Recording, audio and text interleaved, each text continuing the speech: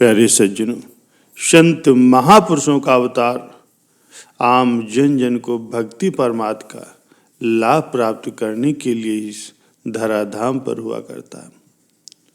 मनुष्य की जैसी भावना होती है उसी के अनुसार ही उसकी दृष्टि बन जाती है और फिर वैसा ही उसे दिखाई देने लगता है। सब कुछ अपनी भक्ति भावना पर ही निर्भर है।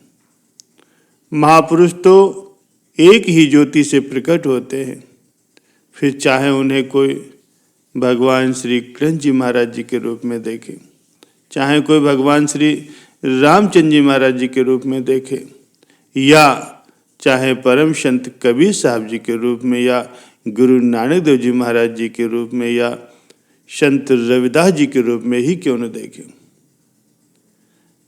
अपनी भावना के अनुसार ही उन सब को भिन्न भिन्न रूप नजर आएंगे। भक्ति परमात्मा में उन्नत चाहने वाले प्रत्येक जिज्ञासु को समय के संत सदगुरु की चरण शरण में जाना बहुत जरूरी है।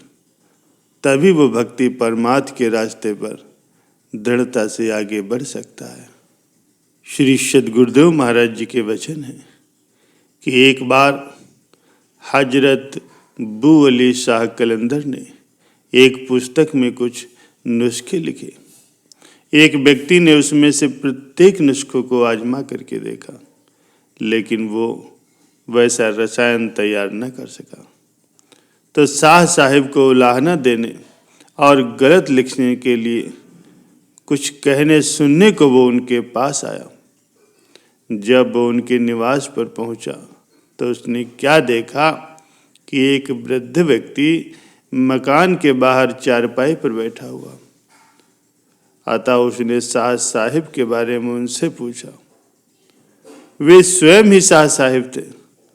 चूंकि वे अनुभवी आदमी थे, अतः उस व्यक्ति के हाथ में नुस्खों वाली पुस्तक को देख करके वो अनुमान से सारी बात जान गए, परंतु उसको समझाने के विचार से अपने आप को प्रकट न किया। उससे कहने लगे कि शाह साहिब तो बाहर गए हुए और कल तक आएंगे। मैं उनका नौकर हूँ, आइए मैं आपके ठहरने का प्रबंध कर दूँ। ये कह करके वो उसे भीतर ले गए और एक स्थान पर उसे ठहरा दिया, लेकिन शाम तक खाने पीने की कोई भी सुध नहीं ली। जब शाम हो गई तो उससे कहने लगे, जब कभी भी शाह साहिब बाहर जाते हैं तो कुछ सामान प्रति व्यक्ति के हिसाब से नाप तोल करके अतिथियों के लिए मुझे दे जाते हैं और वापस आकर के उसका हिसाब लेते हैं। अब की बार खिचड़ी का सामान दे गए। आप स्वयं तैयार करना चाहें तो सारा सामान नाप तौल करके मैं आपको दे दूं। उस व्यक्ति को तो जोर से भूख लगी थी, इसीलिए वो तुरंत मान गया। शाह साहिब ने दाल चावल मसाला लकड़ी आदि सारा सामान तौल करके पानी नाप करके उसको दे दिया और कह दिया कि इसी सामान में खिचड़ी तैयार होगी और कोई भी वस्तु यहाँ से नहीं मिलेगी। उसने सामान लेकर के चूल्हा फूंकना आरंभ कर दिया। कुछ लकड़ियाँ तो हांडी चढ़ाने से पहले ही धधक धधक करके जल गई। पानी की भी यही दशा हुई। कुछ पानी से दाल चावल उसने धो लिए, सेज खिचड़ी में डाल दिया और पकने के लिए उसे चूल्हे पर चढ़ा दिया। चूँकि आग बिना अनुमान के जलाई गई थी और आग जलाने के बाद दाल चावल धोए गए थे, इसीलिए लकड़ियाँ जल करके पहले ही समाप्त हो गई और खिचड़ी तैयार न हो सकी। और साथ ही साथ पानी की कमी के कारण हांडी के पेंदे में दाल चावल भी लग गए। परिणाम स्वरूप खिचड़ी कच्ची रह गई। अब वो बेचारा चूल्हा फूंक फूंक करके दुखी हुआ और वहीं मन मार करके बैठ गया। जब अच्छी तरह वो सिर मार चुका तो शाह साहिब, जो उसकी समस्त कार्रवाई को छिप करके देख रहे थे, उसके सामने आकर के बोले, भाई क्या खूब रही, मैंने प्रत्येक वस्तु स्वयं अपने हाथों से नाप तोल करके दी थी, पर तुमसे तो खिचड़ी जैसी साधारण वस्तु भी तैयार न हो सकी, तो तुम भला रसायन जैसी असाधारण वस्तु क्या खाक तैयार कर सकते हो। उसके तत्व तो तुमने अपने हाथों से ही तौले होंगे। फिर शाह साहब ने उतना ही सामान लेकर के उसके सामने खिचड़ी तैयार करके उसे दिखा दी और फरमाया, आप वो पुस्तक भी निकालो, उसमें से जिस नुस्खे को तुम्हारा जी चाहे आजमा करके देख लो, वो सही होता है या नहीं। उसके कहने पर उसके समक्ष ही शाह साहब ने कई नुस्खों को तैयार करके दिखाया और वो सभी सही ढंग से तैयार हो गए। इसके पश्चात शाह साहब ने कहा, प्रत्येक व्यक्ति यदि पोथी को बाँच ले तो भला पंडितों को कौन पूछेगा। यह तुम पुस्तक पढ़ करके ही सारे रसायन तैयार कर लेते तो फिर हमारी क्या जरूरत थी। फिर से फरमाया कि यद्यप हमने कितने ही नुस्खे तुम्हारे सामने तैयार करके तुमको दिखला दिए, लेकिन तुम अब भी उन्हें तैयार नहीं कर पाओगे।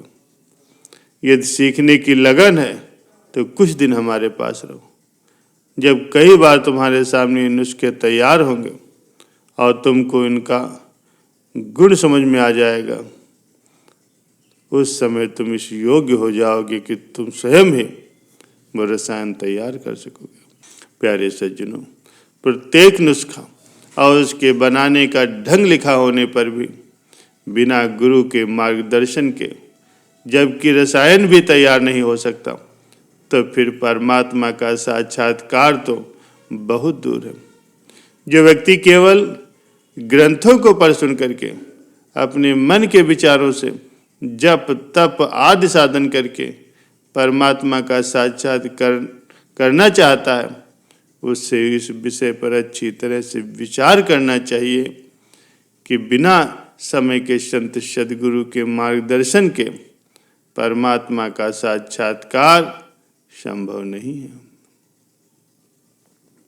प्यारे सज्जनों, एक बार मुनि शुकदेव जी, जो गर्भ योगीश्वर कहलाते, उन्हें तपस्या के प्रताप से उच्च दर्जा प्राप्त हो और वे बैकुंठ धाम को जा पहुँचे। भगवान विष्णु ने उनके प्रति वचन फरमाया कि हे मुनि शुकदेव, तुम बैकुंठ में प्रविष्ट नहीं हो सकते क्योंकि तुम तो निगुरे हो। गुरु धारण न करने से तुमको तप का अभिमान हो गया, इसलिए वापस जाओ और गुरु धारण करो, वही तुमको ठीक रास्ता बता सकते हैं। मुनि शुकदेव जी ने वापस जाकर के अपने पिता महर्षि वेदव्यास जी के परामर्श से राजा जनक जी को, जिनको कि जनक विदेही के नाम से जाना जाता था और पूर्ण महापुरुष थे, उनको गुरु धारण किया और फिर परमार्थ का मार्ग प्राप्त किया। प्यारे सज्जनों, इस संसार में यदि किसी के जिम्मे कोई काम होता है तो उस काम को पूरा करने के लिए उसे कुछ न कुछ अधिकार भी दिया जाता है।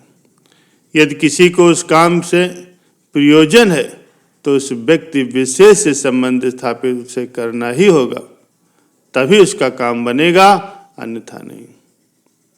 पूर्ण सद्गुरु को भी कुदरत की तरफ से कुछ विशेष शक्तियाँ सौंपी जाती हैं और उस काम को पूरा करने के लिए उन्हें कुदरत की तरफ से अधिकार भी दिया जाता है। ऐसे सद्गुरु यदि कृपा करें तो व्यक्ति जन्म मरण के चक्कर से मुक्त हो सकता है। इसलिए जिसके दिल में भी जन्म मरण से मुक्ति की अभिलाषा है, उसके लिए सद्गुरु की चरण शरण में जाना अति आवश्यक है। शरण में जाने से अभिप्राय है कि अपने आप को मिटाना। मुनि शुकदेव जी से कहा गया कि अभी तुमको अपने तप का अभिमान है, इसलिए पहले तुम सद्गुरु की चरण शरण ग्रहण करो और अपनी हस्ती को मिटाओ। प्यारे सज्जनों, इस भवसागर से पार करने के लिए सद्गुरु की चरण शरण ही एक सदृढ़ नौका के समान है।